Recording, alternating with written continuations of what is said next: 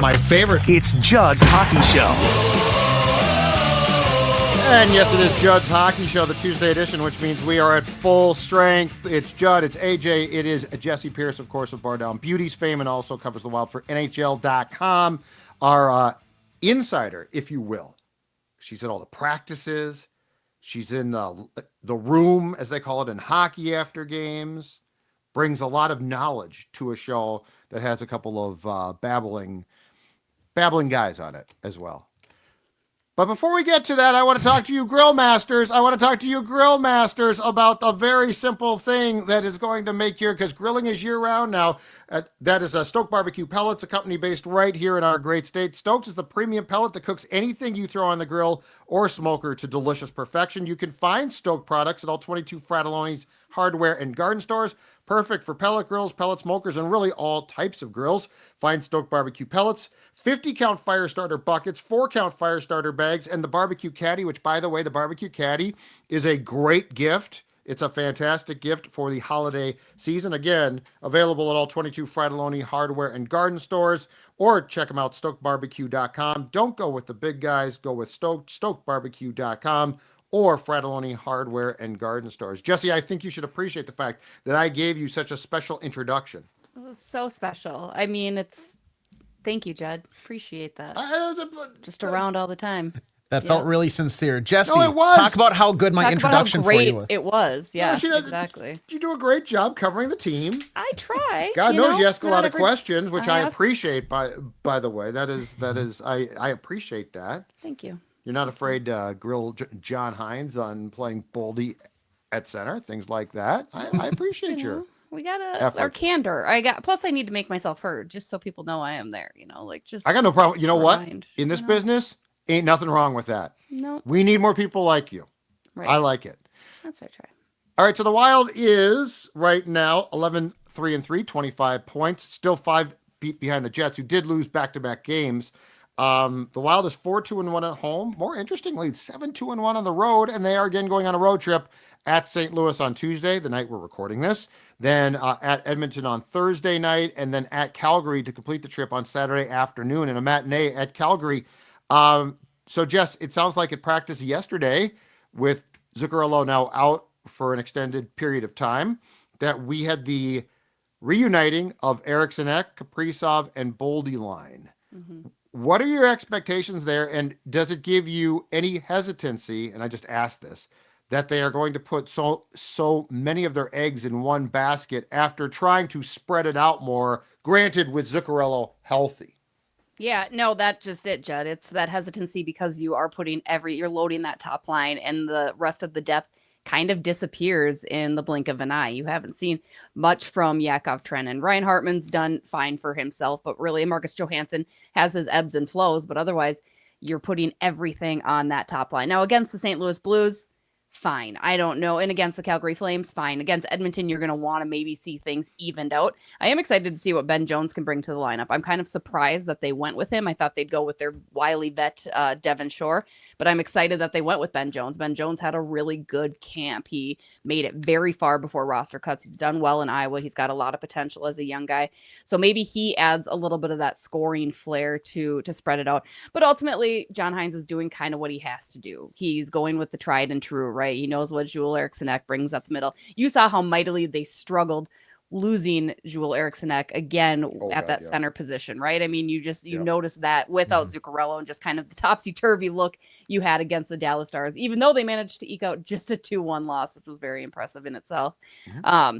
But yeah, I mean, I think against the teams that they're going to face, with the exception of Edmonton, it's probably okay. And I think it's just to pass the time until Zuccarello does return. Yeah, I mean, it's a concern. I'm just nervous about what you're going to expect and maybe see from that second line, because right now it's projecting to be Johansson, Rossi, and Hartman. I expected Ryan Hartman to have, I mean, the statistics-wise, I guess he didn't have a bad game, but eye test-wise on Saturday, I expected a little bit more from him. He was in an elevated role. I thought he was going to kind of be the Ryan Hartman we've seen in past years of forcing his way to the net, being that pest, and he had those pest like tendencies, but offensively it seemed like he played more reserved. And maybe people disagree, maybe you guys do. I just expected more from him. A guy that at one point was this team's top line center has since been kind of relegated to either that second or third line at times. I want him to be able to come up and seize this opportunity and say, you know what? Yeah, I should be in this top 6. I don't think I necessarily believe he should be at the end of the day when everybody's said and healthy, but he's shown that he can do it at times previously. I need that second line to probably step up, and it starts with the guy wearing 38. So here's my thing about that too, because I don't disagree with age at all. But so Rossi, Hartman, Johansson, my question becomes, what are you going to get? Like Johansson, to me, he had a Saturday night was a pretty good opportunity, and I got to tell you, I was again, and I've credited him. I think he's had a pretty good year for him up until now. Short, small sample size, as the kids say. But didn't you guys think? I mean, Johansson on that top line eventually taken off when Rossi was put back in between Boldy and Kaprizov. I was underwhelmed. I didn't see a lot on Saturday again, and you know, I do sort of think that Hartman is just ideally suited on a third line at best. Like, I don't think he has to be a fourth line guy. I don't know he's a second line guy. And then you got Rossi, who's a little bit up and down, but I think I like him more than the team does. So my question on this trip is exactly that. What is that second line going to give you? And are certain people going to step up? Johansson for sure. And what's Hartman capable of? Because I think Hartman, I don't really have a problem. I mean, I think he always works hard. I just don't know that some of these, at times, goal scoring statistics that he's posted haven't been a little bit of a anomaly, Jessi. I think Ryan Hartman, though, does a nice job of helping generate offense by separating player from puck, right? I mean, I think he can get that offense going, get into the zone. I think maybe that's it. It is interesting to note how different individual players Hartman, Johansson, and Rossi truly are when you think about it. Like, that's just kind of going to be a very interesting thing. Largely, though, you know that Kirill Kaprizov is going to be double shifted, right? You know that Kirill is going to be out there more often than not. So I think if you can use that second line just to generate some opportunities, generate some chances, and at least wear the defense down until Kirill's line gets back out there, I think that will be serviceable enough. Back to Rossi for a sec, Jessi. As someone who's around this team a lot, do you, because like there could be, and I've not seen this, but just off the top of my head, when I look at these combinations, you could say, why not put Rossi between Boldy and Kaprizov and put Ek on that second line, which makes that second line automatically better. Do you think there's a reason why they don't? Because I mean, it's not like Marco didn't get first line shifts. Like, he's gotten them, so it wouldn't be this, oh my God, I can't believe he's being promoted to the first line. But what's your thought process about why they clearly didn't think of that, or if they did think of it, they're not going to do it? I mean, they must like the pair of Ek and Boldy better than Rossi and Kaprizov, right? Because really, you're working in pairs in situations like this. So that's the only thing I can think of is they're saying, hey, Ek and Boldy together is far better than Rossi and Kaprizov. And again, I think you're right. Marco Rossi's done a fine job centering that top line and Joel Eriksson, but that's the only thing I can truly think of is, you know what, this works better than the alternative. Age, your thoughts on that one? Yeah, I'll trust John. And the thing about that is, too, it's not like we're going to see the puck drop tonight, and what we have at opening faceoff is what's going to be there by the end of the game. Good point. So and that's where, like in past years, I think it's a better idea for us to maybe overreact and really dig into that conversation. Whereas right now, we could be middle of the first, and if John Hynes does not like the first couple looks by that shift, I wouldn't anticipate him like sticking with it. He's probably going to take action earlier than later and say, you know what, all right, it's what I thought was probably going to happen just isn't working out. The Blues have the answer for that line right now. Let's switch things up. And I'm confident he maybe has some sort of backup plan of like a second set of lines where, okay, I know the first change I'm going to make if I see a little adversity in the first, maybe second period. So if he thinks that maybe overloading the Blues with that top line is going to be the way to go to start the game, and maybe they find success right away, they pot one early, and then the setup changes. You can play a little more conservative in the second half of the game when you have a goal or a 2-goal lead. Yeah, by all means, start with that top line powerhouse like juggernaut line, and then adjust later. But it's fine for me right now. I'm not gonna lose my mind over that before puck drop.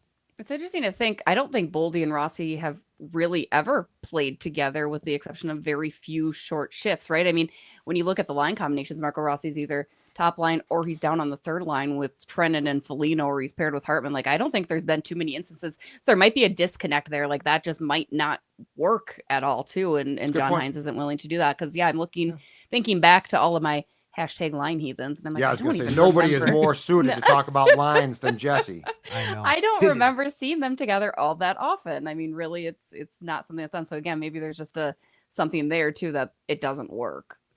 And I thought they would have gotten a lot of time together down in Iowa in the AHL, but obviously that's two different things completely. Mm-hmm. Right. The national compared to the AHL. But I find it hard to believe that there's just like that disconnect there. And maybe it's just like Boldy's this like power forward type of guy, and Rossi's just smaller, and maybe the play styles don't mesh as well. I feel like if you put them together, you could see maybe not magic, but a capable offensive like producing line. And I'm not complaining. I'm curious about the potential thought process. So like, I do think that first line with Ek is a known commodity, and I like the line, but Rossi's now on a line where, is he expected to drive offense for that line? Because I don't know. Good luck, perhaps, unless JoJo shows up to play, in which case all bets are off. Because if he shows up, then he can play. Speaking of Iowa, Jessi, we've had a revolving door now. So we had Ogren recalled and played actually pretty substantial minutes on Saturday. Was it Michael Milne was the other forward? Then those guys were both dispatched. Ben Jones called up. Devin Shore called up. What you said, Ben Jones is going to play tonight against the Blues, probably. Yep. So yep. I guess my question is, what do you think they're trying to land on here? And most importantly, what do you think it says about Ogren, who I think is expected to be in this league for quite some time, that he sniffed one game and got sent back down again? I mean, I think people need to calm a little bit on that, right? Yes, there is high expectations for Liam Ogren. I think he's still learning. Jessi. You don't like him going back down to Iowa? No, I don't like to be calm. I know, but you need to be. You need to just take a breath. We're recording this at like 1 o'clock, and Judd's on his 7th cup of coffee. He's on my 8th cup of coffee, but hold on a second. Oh, okay, keep talking. Sorry. It feels nice, right? In and out, in and out. No, I mean, he's a young kid. I think there's valuable experiences that he needs to learn in Iowa. Yes, he played well in the 4-game stint that he was up here, and he had a great camp. And Liam Ogren's going to be a very good hockey player for this organization. I think he's still trying to find his grounding in professional hockey over here. I think he's still trying to find a little bit of that confidence too. I think that's the biggest thing that he's getting down in Iowa. Plus, I don't hate getting a look at what other prospects you have churning in the pool down there, right? I mean, Michael Milne came up. I think he had 6 minutes in a couple shifts. He was fine, but I think it's kind of one of those guys like, okay, he's performed really well in Iowa. Does that translate? Well, not quite just yet. So I love getting a look at some of these different guys. Again, they signed Devin Shore in the offseason. You got to see what's there. Otherwise, it makes that signing kind of look silly. Same with Ben Jones. So I think giving these other guys an opportunity isn't necessarily a bad thing, because I think they feel that they don't have a true 13th forward at this point. I think all of us had penciled in Liam Ogren as that person, but I think they're not quite as set on that, which again, it's okay because he's young and it will be fine. I cannot reiterate. It's all going to hell, Jessi. What are you talking about? It's all going to hell. The world is burning down. I have no idea why you're so confident. It's a new year, new me. I really do feel like I'm all in on goalies. Well, don't tell me you like goaltenders now. Mm-hmm. If you tell me, I don't know whoever thought Philip Gustafson was bad. I don't know why you would ever want to trade him in the entire world. So Vancouver, especially of all teams. I tried hard, and so did Bill Guerin. So the Wild is 13th in power play percentage now. The PK we'll talk about. That's actually doing well right now, but the power play is definitely fallen off. Got off to a great start, 20.8% right now, 13th in the league. I found this interesting when you guys were at practice yesterday, especially. So Zuccarello's out. Hartman now is with the first unit. But what I found to be very intriguing is Declan Chisholm has now been promoted to the first power play, and Brock Faber, who nearly made a catastrophic mistake on a pass on the power play on Saturday, and Gustafson made a great save. So Brock Faber is now playing with Spurgeon on the second power play. Declan Chisholm an interesting choice, I thought. Do they just think that he has more offensive upside than Brock at this point? Can move the puck better? Like what's your theory about why the switch? Because I don't think it was probably just based on one bad play by Brock, although who knows? That's what I thought. I was like, oh, that drop pass is going to haunt him I hate that forever drop as it pass, by turns the way. into. I hate It that was play. that I was hate that that was a play. tough go. No, and I mean, I think it's just good to get a mix up, as we had spoken with Brock Faber about this, I think back against the LA Kings, and he had mentioned how a lot of teams had figured out some of their seam play. They were so hot with their seams and the way that they were able to move the puck, because as we've always mentioned, that top unit with all those players was so stacked. Like, it just looked absolutely incredible. But I think other teams have figured out different ways to defend against that. So now Declan Chisholm, I think, might be able to open up more lanes. That was Chisholm's big thing coming in. He was a power play specialist. They hadn't really utilized him to that level because they had a Brock Faber, but I think it'll be good to get a different look. And then you get a different look on that PP2, right? Because you've got your two defensemen. So I think give it a go, because nothing really seems to be working on the power Right. play. It's not going well. It'll be interesting. But it is. It's kind of funny because as soon as we saw Fabes moved yesterday during practice, all I could think of was that drop pass that was taken away. Drop pass. Yeah. I'd wonder how much of the handness works into there too, because Chisholm's a lefty, Faber's a righty. Yeah. I don't know. It hasn't been like super dependent on Brock hitting a specific pass or something like that from a certain angle, but maybe a lefty up top there can help with like the rotation to get Kaprizov maybe shifted over and be on that one-time side, or maybe that helps feed Boldy in a better spot so it's more in his wheelhouse rather than coming like top down from that like high wall area. So maybe that factors in, but I think Declan Chisholm has shown this season that he's very comfortable handling the puck. I think late last year, after claiming him off waivers, he seemed to like rush passes and whatnot more. He seems to be taking his time. Nothing's rushed. Smarter with the puck, I think, is maybe where he's been in his headspace. Is just he's not rushing anything, which I think is really maybe a way that they've filtered him into that first power play unit. It's interesting it's not Spurgeon, I thought. I agree. Like he had that I don't spot before, right? Just to be clear, I approve of this, but it just doesn't like it again shows that John Hynes thinks like he wants to. Like, it just feels like in the past, if you were to flip-flop this, Spurge goes up. It just feels like that to me personally.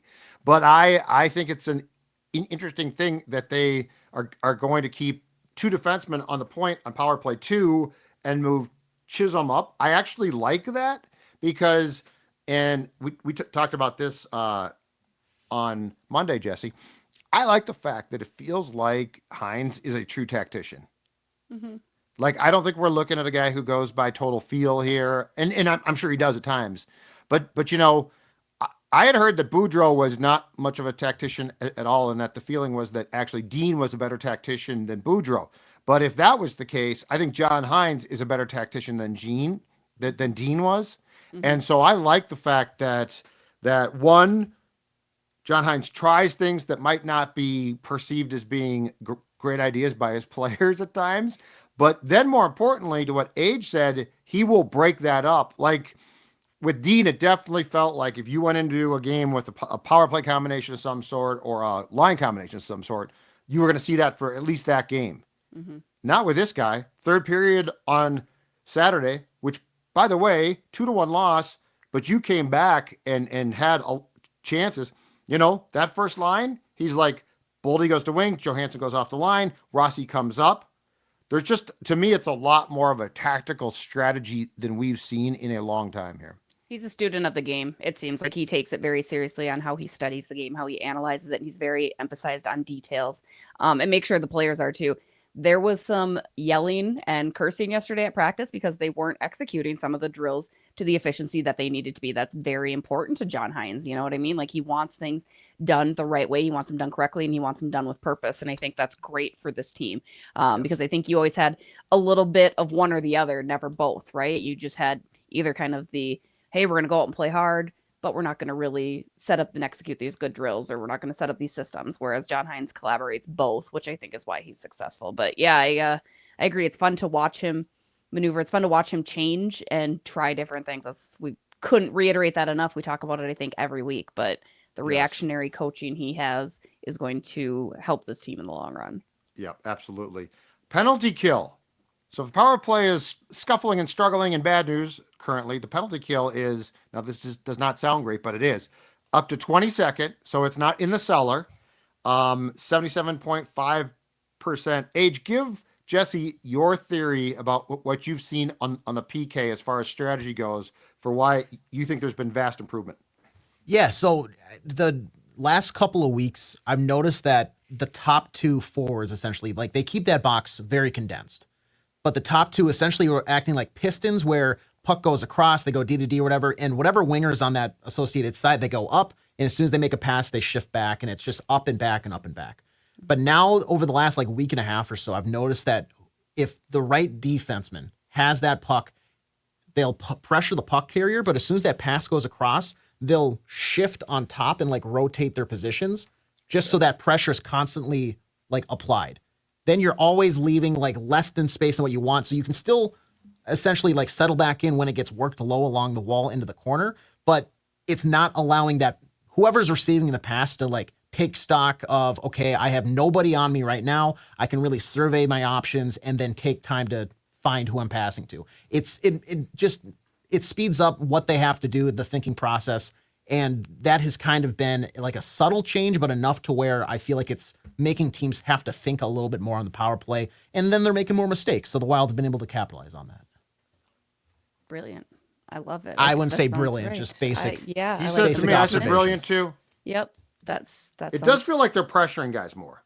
It does. Which it I feels think we less saw passive. them. I think they have a little bit more confidence in the guys that they have on their units, right? And their ability to break down and not necessarily just remain stagnant. But and I think they have guys that can move quickly north to south versus east to west, which I think is helpful too. Look at that. More hockey knowledge. I love it. I love it. Look at this. It's like a penalty kill room. Look at us. It's like we're designing a PK. It's awesome. It's Yeah. awesome. Get us in the room, John. Mm-hmm. So Eriksson Ek back for the trip. Brodin back, correct? Yeah. Which is good news. Both from playing tonight against the Blues, so that's good. And Brodin was upper body, Eriksson Ek lower body. Correct. And when do we expect to see the return of a recent guest on the Bardown Beauties podcast, one Marc-Andre Fleury? Marc-Andre Fleury. Yep. Episode dropped today. Go listen to him smile and charm his way through an entire half-hour episode. It was beautiful. It was brilliant. Great guy. I bet he goes against Calgary. Calgary kind of came back down to earth. They had a fire of a start to start the year, and they've kind of come back down. You don't want to, as you said, Judd, making the sacrificial lamb to Connor McDavid necessarily on Thursday, especially with that turnaround of the games. It makes sense that you're going to split that anyway. Like, yes, it's not a back-to-back, but it's travel and it's an early game on Saturday coming off of Thursdays in Edmonton. So I bet it's Calgary. That's just a hunch, but Philip Gustafson, We're no holding notes. you to it, He's Jessi. doing good. Yeah, Saturday. We're holding you to it. That's good. Yeah. So tease this. What did what were some of the hot topics that the Flower discussed with you guys? He said that he would talk to Sidney Crosby and see if maybe he wanted to come here, but he didn't think that he would budge because he doesn't like change. So there was that. That was Does he fun. really want to go out this way, Sid? Does he really want to go out? This team's going no. They got no chance. Who was it that said the other night, like, I can't wait to see Sidney Crosby play his last ever career game in a Utah jersey or something like that? Like, he's just going to go to the most random team in the NHL because you'll just be like, what? That was a good one. I'm sorry. I'm as much a sentimentalist as the next person. Yeah. But is he really going to stay in that hellhole? I mean, they're going nowhere. So bad. Did you see the very real tweet that the Pittsburgh Penguins put out on Saturday that said hilarious. Chris Letang out for tonight, illness. The rest of the rest of the roster, game time decision. Yes. What I mean, was it? Was there a bug going through the locker room or something that would have rendered everybody? What it meant, and they left it up for a while, and it's been deleted since. So I'm sure somebody got a stern talking to because it just made no sense. Like, what is happening? Like, what is going on? So poor Pittsburgh. But that was a good conversation. And Letang, it looks like he's cooked.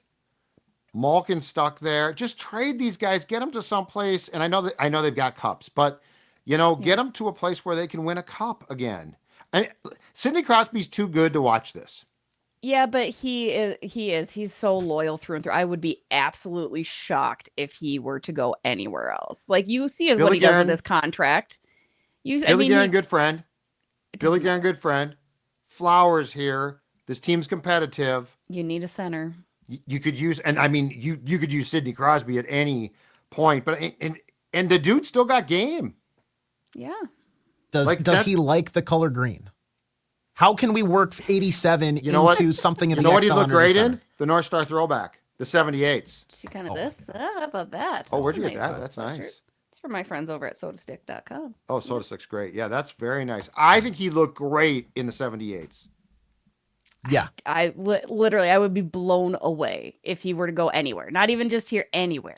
And the Vikings, the Wild's accruing enough cap space. I do too many podcasts. The Wild is accruing enough cap space too to make a possible trade at the deadline for the kid. Yeah. Like I said, I got Flower on the hunt. He's trying. I bet there's no way Flower has not encouraged that. You can't leave him there. You cannot leave those guys like they and by the way, if they can get anything for them, they should take it. They need all the help that they can possibly get. Mm-hmm. And Kyle Dubas is he knew there in Pittsburgh. Yeah. The more I talk about this, I could convince myself. I also am excited about here's a thing that I am excited about the possibility. Although it got put on hold today, and I'm curious if that helps or hurts our cause. Ovechkin, monster start, 15 goals in 18 games. Okay, he is 27 of Gretzky's, so he's at 868.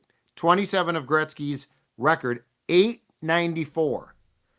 So according at 39, he is 39 years old, mind I you, know, as well. I know. Which is incredible. So according to ESPN research, if he continues at his current pace, and this was before he got hurt, or he had gotten hurt, but this is before that was taken into account. If he continues at his current pace, he would score the Gretzky tying goal, which is 894, January 30th against Ottawa. Using his career goals per game pace, he would tie it on March 7th against Detroit. Using his goals per game rate since 2020-21, so as he's aged, the record tying tally would occur March 15th against the Sharks. But he's hurt now. He's going to miss some time. He's So now week to week. So let's You're say going to he say Minnesota? Yes, because here's the date. It fits. It works. It works, damn it. They come here in late March. They come here in late March to play the Wild. The Wild is there in Washington on like January 2nd or something like that. Yeah. But March March 27th. 27th. Yes, March 27th, the Capitals are here. If Ovechkin is out for a brief period, comes back, gets back to his pace, how awesome would it be at that game? I mean, your workload would be incredible. Oh, it'd Pierce, be because incredible. The I NHL would love be on the phone. They'd be editing your stuff. They'd be like, Like $1,000 tally. That's $1,000 day for Jesse, pretty much. I would bet. Damn near. 1,000, Yeah. $5,000. We got to raise that. God, yeah. I know. 5,000. But can you imagine if we got to see that goal? I love Alex. He was the reason I great. got into professional hockey. Like I really did. Because I grew up watching mostly high school and college because I was, formative years, there was no pro team. And so Alex Ovechkin was everything. Like I remember watching his highlight videos on YouTube in college and just like eating it up. I'm like, this is amazing. So The shot. Yeah. Oh my God. Well, The even though shot, the one nuts. goal that like really turned me on to hockey was when it's with the old Screaming Eagle jerseys too, which I freaking love Yeah. in I general. hated those jerseys. Oh, I love them. Really? You like that crap? Yeah, The, bring 'em the back. 90s and early 2000s, we had so many bad jerseys. That's why Oh. teams have all gone back to their old ones as retros because they're so much better. The Screaming Eagle, Screaming Eagle. the Buffalo one was awful. Oh, You don't like the goat head? you don't like the goat head? No, What is the wrong one with now you? is their one that they've gone back to from the 70s is the best. You're not cool. That's No, what it I'm is. It's not. just Those you're not jerseys cool. were hideous. No. You Screaming know how many Eagle. teams had bad jerseys? Not the Caps. And then Ovechkin falls and he manages to still get his stick on the puck and just goes it. Oh, that's the craziest the goal. craziest of all time. goal. Yeah. So good. That's the He's so craziest good. goal of all time. So when is the hold on a second here? I'm doing some on the fly research. Tell here. you what, while you're looking that up, I have a bone to pick with Utah because Okay. you've Yep. been a franchise for all of 5 minutes, and now Yep. you're putting this in potential jeopardy. Yeah. Have we officially ruled out a move back to Arizona yet? Because if that's like strike 1 and 2, What's the problem? What's the problem? That they hurt Alex. They hurt Alex Ovechkin. Oh, Jack McBain. yeah. Very Minnesota reckless. Wild prospect. Former Wild, who demanded out because of a glut of centers that didn't exist with the Wild. One of the most interesting trade demands of all time. Very reckless last night. You need to be a little more careful. No, this might help us. Because This might help us. It slows down his pace. Selfishly, we get to watch it now, maybe. Yeah, we want his pace slowed, but not too much. We want March 27th, 2025, in the year of our Lord, to be the day that the Great Eight breaks Gretzky's record. Gretzky will be there. He'll have to come out. Oh my God, he would be there, wouldn't he? Yeah, and you get to talk to him because you work for the NHL website. Oh my God. I'm telling you, I thought this whole thing out last night.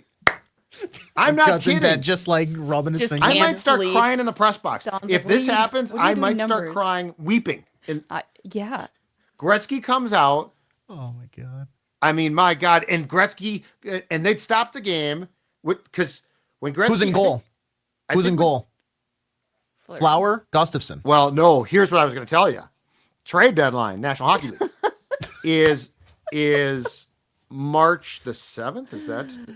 Is that correct? Yeah, because you have the Four Nations pause, so it's later this year, right? Okay, so wait. I've got to get this right because I'm seeing 2024. I want 2025 because I want to make sure I've got the date right. The two that has been set 2 p.m. March the 7th. Okay, so here's what we get. You get Ovi sets the record. Fleury in goal would be perfect. Gretzky's there. They stop the game. And Gretzky talks. And I think they stopped the game in Los Angeles for the same thing when Gretzky broke Gordie Howe's record. Was Gordie so Howe Gretzky, so Gretzky would talk about Gordie and the torch being passed now to Ovi, and tapping his stick. Sid Crosby, new member of the Wild. Meanwhile, Sid just potted his like 4th goal of the game to put the Wild up 7. Oh, and then the Wild goes and wins the cup. Yeah. You have this all worked out. Damn right I do. This is like hockey a goddamn history. Renaissance painting. Sorry. This is hockey history. Don't worry about it. It's a podcast. This is hockey history. But the question that everybody watching and listening is wondering, what is sent to Pittsburgh to acquire said Sidney Crosby? Say it. Marco Rossi? Mm-hmm. Oh. If I could I get didn't say it. I know. Yeah, but you would have. Mm-hmm. But if you I don't think I could bring myself to say that. Really? Sid the Kid. You want a year and a half of that rather than potentially like I don't know. We'd have to see where we are For in hockey like history? 3 months. For Sidney Crosby, who by the way can come back and play next year too. For everything that Judd just laid out, if only that, just for that game. Yeah. By the way, good luck getting a ticket. Yeah. That night. Good luck getting a ticket. The X will be the hottest ticket in the National Hockey League in years. Oh God, that'd be incredible. All I'm saying. Grade A. I might buy some now just to be safe. Power play goal. Right? Power play goal from The Office. You know what? And the Caps are wearing the Screaming Eagle, and we're wearing the North Stars. Yeah, there we go. That's You've lost me on the Screaming Oh, Eagle. Okay, just for some context here, children. The gonna be an Screaming empty netter. Eagle and the North Stars never crossed. I'm aware, but Okay. Okay. But the 78s would be very much in play. Yeah. I think Crosby flying around in the 78s would be gorgeous. I'm not going to lie.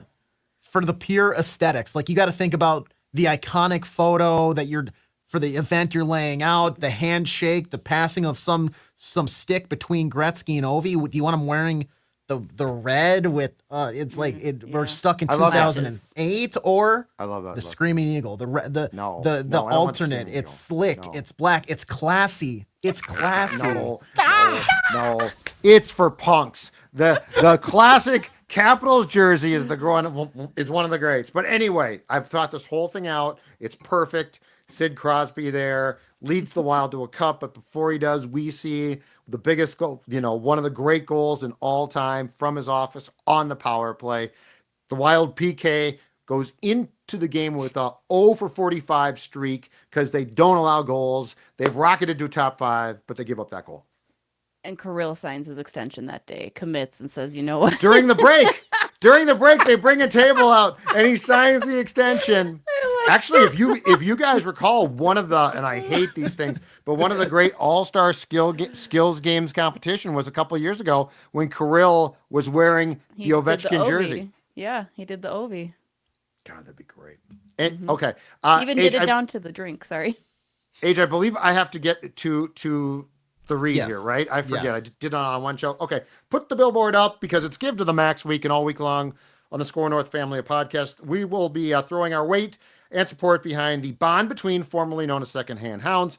The Bond Between is a one-of-a-kind animal well-being organization. Since 2009, the Bond Between has rescued more than 30,000 dogs and cats, thanks largely to the support of your donations. Also, thanks to our friends at Nutrisource, they will be matching the first $2,000 raised, which is very kind of them. We at SKOR North are also giving away at random 15 purple daily beanies to those who donate in any amount via a random draw. Please visit skornorth.com/donate, skornorth.com/donate for a great cause, which is those pups and those kitties. They need your help. They need a home, and you can definitely help them in our Give to the Max week at SKOR North here. All right, great stuff, you guys. We got the world figured out. We got the world figured out. Jessi, fantastic as always. AJ, really, really good. I was okay. We are done.